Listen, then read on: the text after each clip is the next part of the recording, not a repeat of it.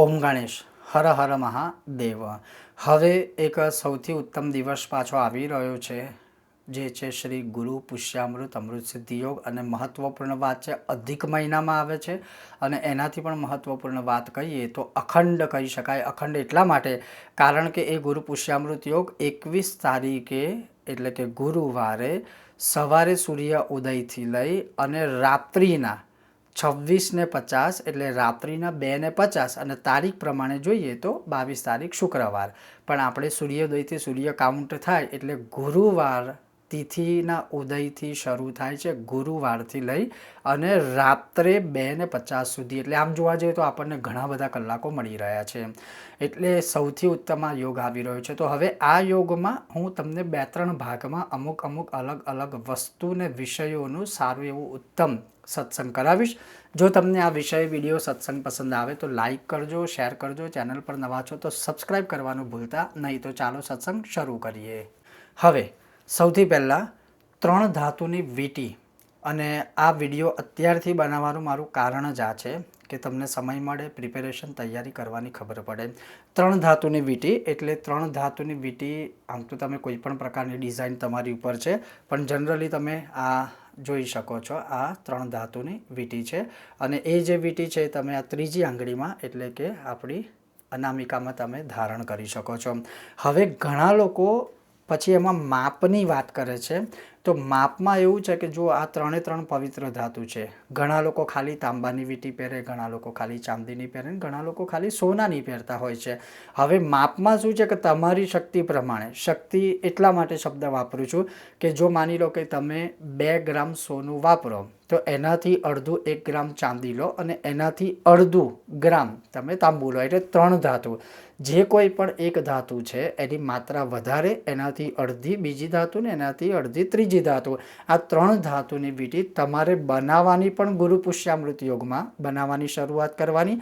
બની જાય ને એના પછી પાછી એનું જે વિધિ વિધાન છે, આમ તો કોઈ વિધિ વિધાન નથી, પણ આજે એ અગ્નિમાં તપેલી હોય, હથોડા મારેલા ને બધું હોય એટલે એને શુદ્ધિકરણ કરવું પડે।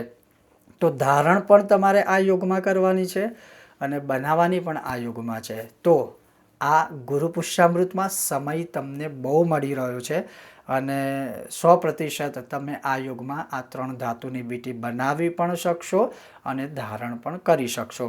તો મેં કીધું એમ કે તમારી શક્તિ હોય એ પ્રમાણે એ ધાતુઓનો પ્રયોગ કરજો। જેમ કે મેં તમને એક ઉદાહરણ આપ્યું છે કે 4 ગ્રામ સોનું હોય તો 2 ગ્રામ ચાંદી લો, અને 2 ગ્રામ ચાંદી છે તો 1 ગ્રામ તાંબુ લો।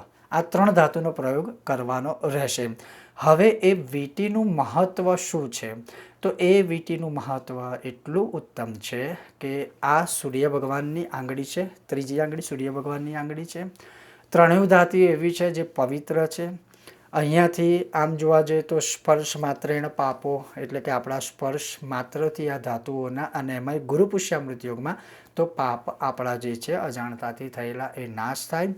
સાયન્ટિફિક વૈદિક રીતે આપણે જોઈએ તો આપણું આરોગ્ય સારું રહે, જ્યોતિષશાસ્ત્ર પ્રમાણે સૂર્ય ભગવાનની કૃપા પ્રાપ્ત થાય, બૃહસ્પતિ એટલે કે ગુરુની કૃપા પ્રાપ્ત થાય, આપણું સ્વાસ્થ્ય સારું રહે, પેટને લગતી, પછી આપણા શરીરમાં અમુક પ્રકારની ધાતુઓની જે કમી હોય, આપૂર્તિ કે પૂર્તિ હોય તો એ પૂર્ણતઃ આપણને શુભ ફળ આપનાર થાય છે। બીજા નંબરમાં આપણું આત્મવિશ્વાસ જો ઓછો હોય તો આત્મવિશ્વાસ વધે છે। પછી સૂર્ય ભગવાનને સંબંધિત, જેમ કે કોઈ મેડિકલ ફિલ્ડમાં હોય છે, કોઈ વિદ્યાર્થીઓ ભણતા હોય અથવા ઓલરેડી કોઈ મેડિકલ ફિલ્ડમાં હોય, એ લોકોને લાભ કરનાર છે। બીજું કે સૂર્ય એટલે પિતા પણ છે, તો પિતાને પણ લક્ષીને કંઈ પણ એવું કાર્ય હોય, સ્વાસ્થ્ય હોય કે પિતા પુત્રના સંબંધો હોય કે પિતા પુત્રીના સંબંધો હોય, ક્યાંક એમાં થોડો સુધારો થાય।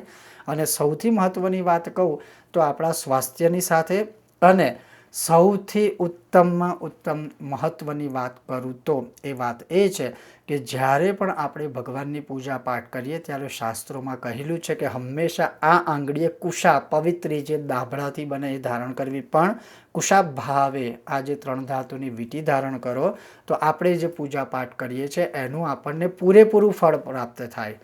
અને પૂજામાં કદાચ અજાણતાથી કોઈ પાપ થાય, ભૂલ થાય, ક્ષતિ રહી જાય તો એનાથી પૂર્ણ થઈ જાય। આ એનો સૌથી મોટો લાભ છે। હવે એ વીંટી તો તમે બનાવી દીધી, તો એને શુદ્ધ કેવી રીતે કરવી? તો હું તમને એક બે વસ્તુ કહીશ. એક કે એને ગંગાજળથી તમે સાફ કરી દો, એટલે ગંગાજળમાં થોડી વાર ડુબાડી રાખો, ગૌમૂત્રમાં ડુબાડી રાખો, પાછું શુદ્ધ જળથી પાછું એને કમ્પ્લીટ ચોખ્ખી કરી દો. એ કરી દીધા પછી તમારા મંદિરની આગળ જ એને રાખવાની કોઈ થાળી કે પ્લેટમાં, એને કંકુ ચંદનના ચાંદલા કરો, એની ઉપર તમે ચોખા કે બધું પધરાવો.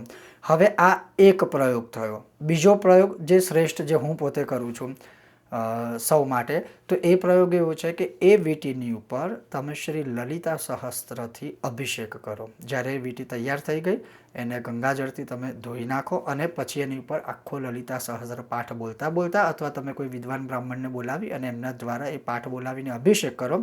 પછી શુદ્ધ જળથી સ્નાન કરીને પાછું કંકુ ચંદન ચાંદલા ચોખા ફૂલ આ તે બધું એક બેઝિક પૂજા છે એ કરી અને એને ધૂપ અર્પણ કરી અને પછી એ ધારણ કરી લો. આ રીતે જો આ ગુરુ પુષ્યામૃત યોગમાં સરસ લાંબો ગાળો મળ્યો છે, સારો એવો સમય મળ્યો છે, તો તમે આ રીતે આ ધારણ કરી શકો છો. અને જરૂરી નથી કે એમાં સોનાનું પ્રમાણ વધુ જ હોવું જોઈએ, કારણ કે તમે જાણો છો કે જેવી શક્તિ હોય એ રીતે આપણે આ વસ્તુ કરવાની છે. પણ ટૂંકમાં એને સમાન માત્રામાં ના લેતા, જે લો છો એનાથી અડધું, એનાથી ત્રીજી ધાતુ અડધી, એ રીતે તમે મિશ્રિત કરી અને 21 મે ગુરુ પુષ્યામૃત અમૃત સિદ્ધિ યોગ છે, એની રચના છે, એ યોગ છે, એમાં તમે આનો લાભ લઈ શકો છો. અને એના સિવાય પણ આટલો સરસ યોગ છે, તો બીજું આપણે ધન પ્રાપ્તિ માટે, લક્ષ્મી પ્રાપ્તિ માટે અથવા આપણા ઘર માટે શું ખરીદી શકીએ, શું ઉપાસના આદિ કરી શકીએ, એ વિષય પર પણ જલ્દી આપણે સત્સંગ કરીશું. ઓમ ગણેશ, હર હર મહાદેવ, જય સિયારામ.